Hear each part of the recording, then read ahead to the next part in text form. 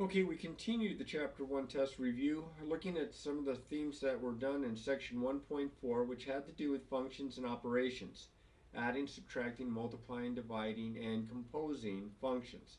And as you can see here, I've got them all written down. If I have two functions, y equals f of x and y equals g of x, then f plus g of x is f of x plus g of x, f minus g of x is f of x minus g of x, f times g of x is f of x times g of x, f divided by g of x is f of x divided by g of x with the denominator not equal to 0. And the one that's a little different, f circle g or f composed g of x is f of g of x. Now I have a couple of examples here where I have two functions. F of x is x plus 2, g of x is 3x plus 1. And I'm going to go ahead and I'm going to find first f plus g of x, which according to what I just showed you here is f of x plus g of x. This is f of x plus g of x, which would be f of x is x plus 2 plus g of x is 3x minus 1. So you just combine them. You just combine like terms. This looks like it's going to be 4x plus 1. And that's what f plus g of x looks like. F minus g of x, careful with your signs here. This is f of x. That's supposed to be minus there. It's hard to tell. F of x minus g of x, which is x plus 2 minus, now since I'm subtracting g of x, and g of x has two terms, in parentheses 3x minus 1. So that's the same as x plus 2, it's like a negative 1 there that you would distribute by, minus 3x plus 1, which is negative 2x plus 3.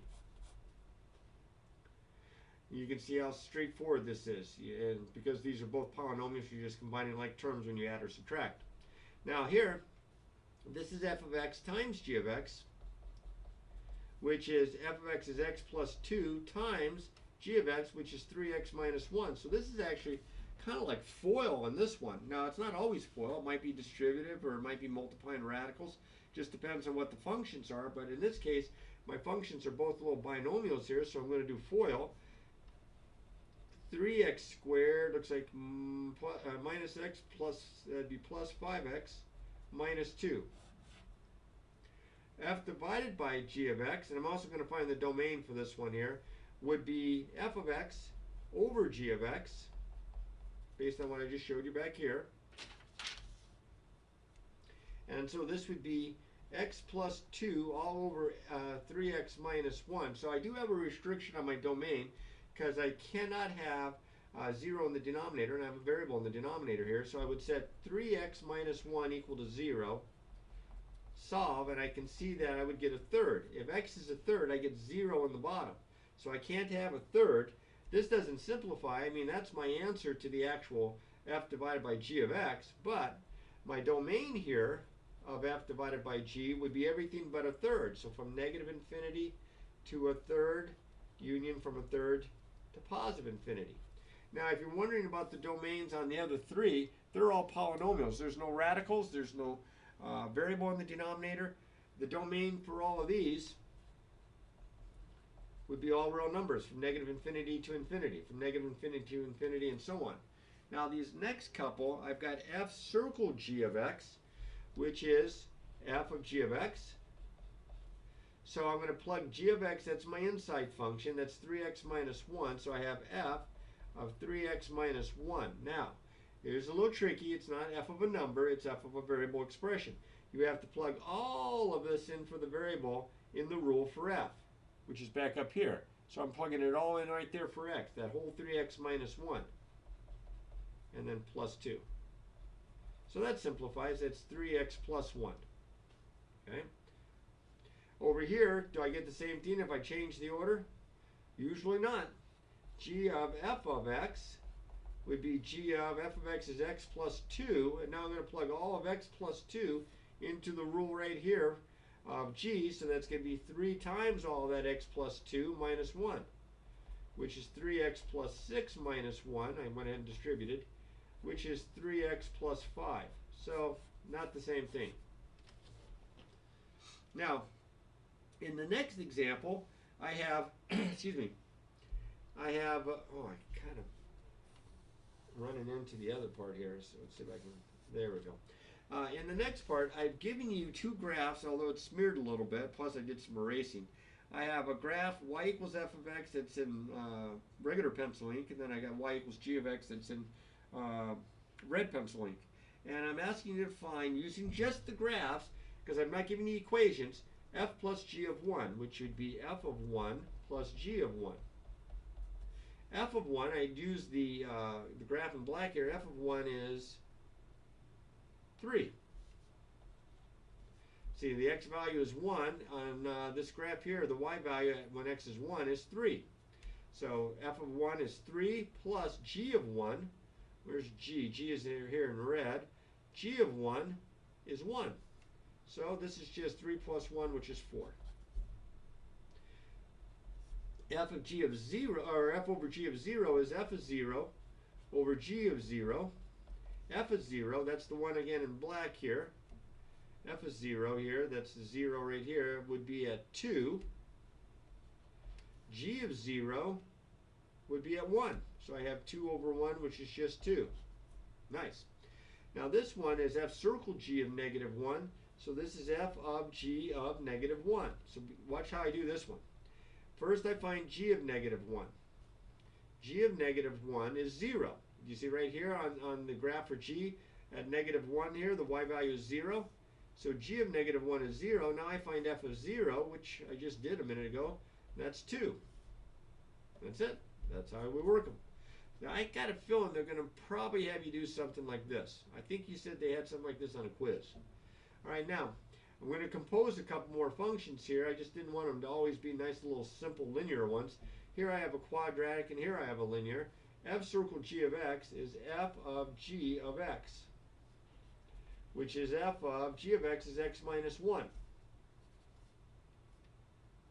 So now I'm going to plug x minus 1 in. I have to plug it in here and in here. So this is going to be x plus 1 that gets squared. I plugged it in there. Plus 2 times, and then I plug it in there, x plus 1. So note the parentheses. X plus 1 times x plus 1, I got to do FOIL. That's x squared plus 2x plus 1, not just x squared plus 1. You have to multiply x plus 1 times x plus 1. Write it out if you need to. You're squaring a binomial. You're going to get a middle term.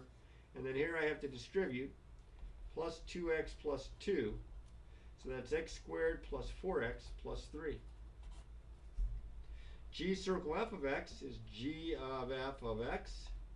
So this is g of, now f of x, this is the quadratic, x squared plus 2x, and that all gets plugged in right there with a minus 1 on the end. So that's x squared plus 2x, all that minus 1. And that one was a little bit simpler to come up with, okay, because the outside function was simpler. All right.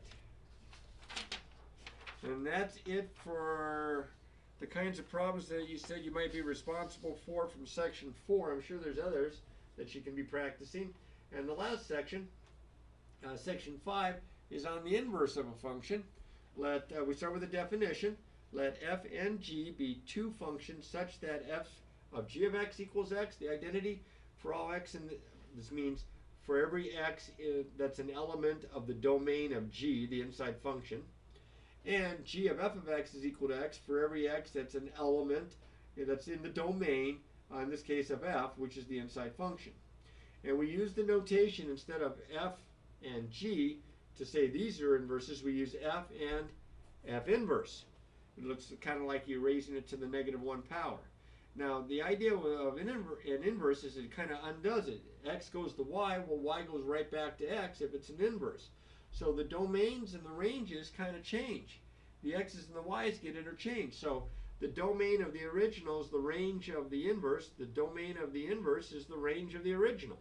And you can see there. Now, one of the things that you said that they might do is they might say, here's a table, here's a set of ordered pairs.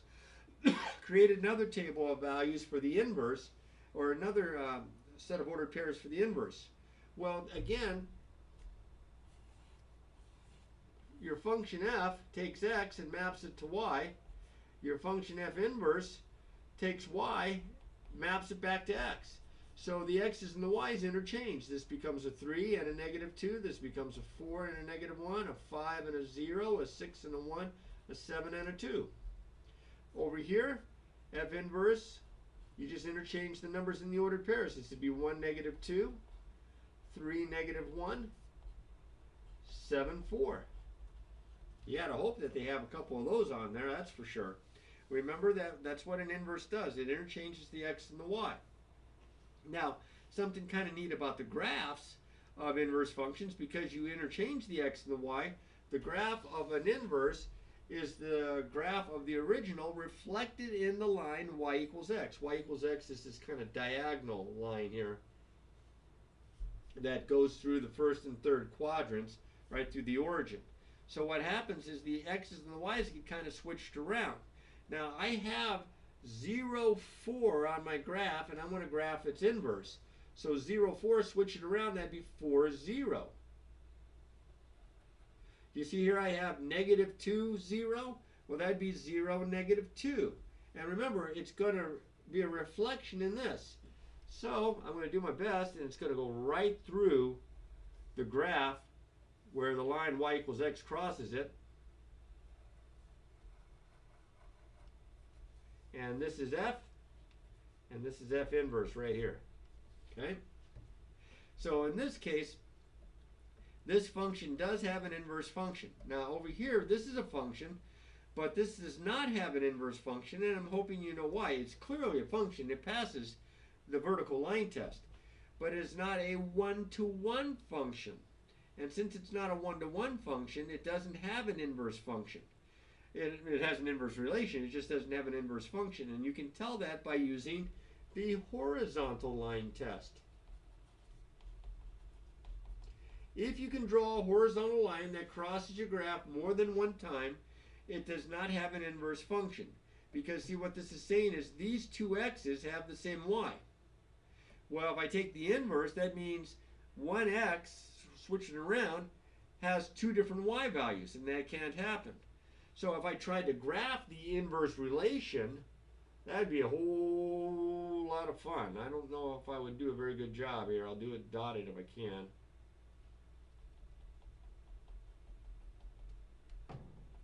But that would be an inverse relation, not an inverse function, because this fails the horizontal line test. Okay?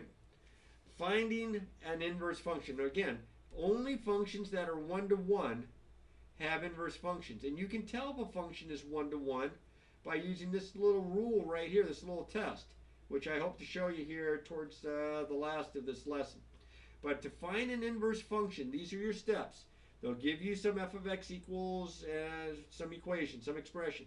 And you replace the f of x with y, change the x and the y around, make all the x's y's, all the y's x's, then solve for y. That might take the most work. And then replace this y with f inverse of x. So I'm going to do you an example of that here in just a second. Now most of them are come out pretty straightforward. This one, this square root guy,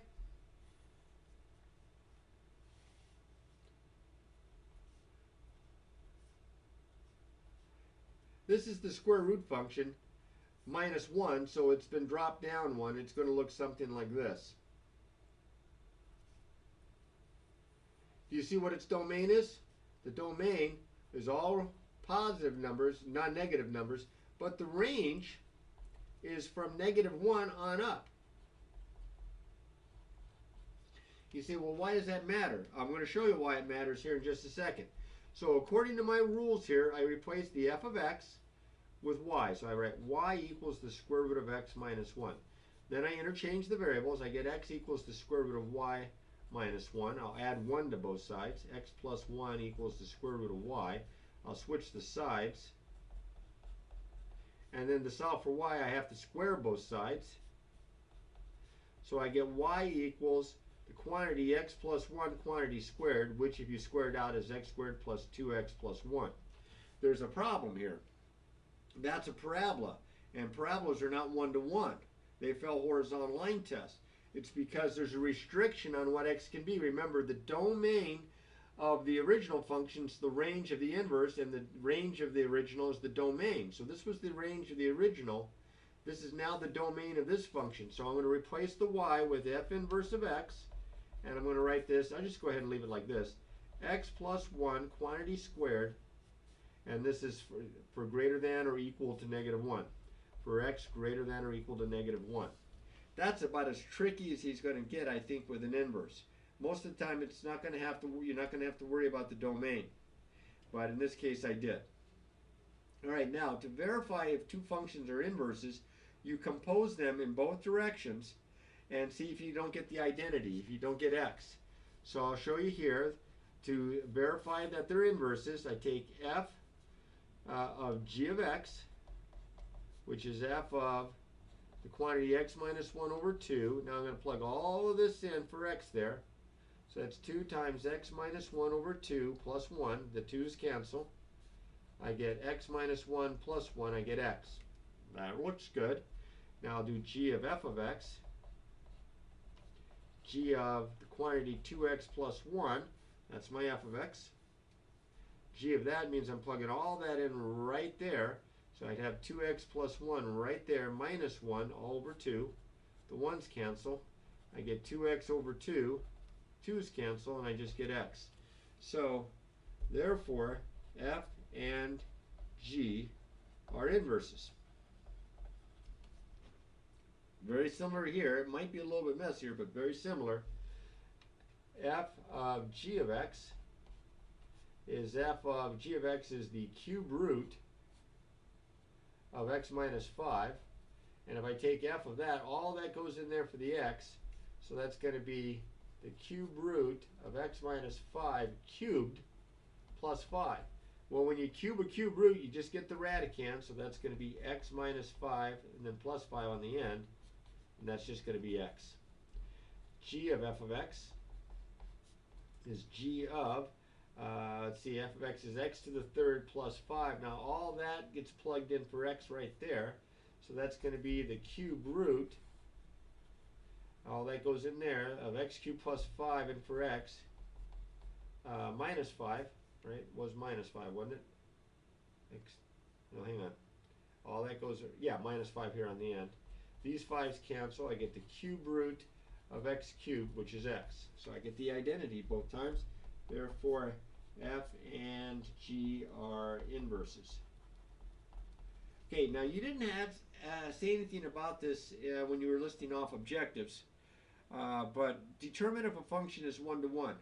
Well, that goes back to this little definition here. A function is one-to-one if, for any a and b in the domain, f of a equals f of b means a equals b.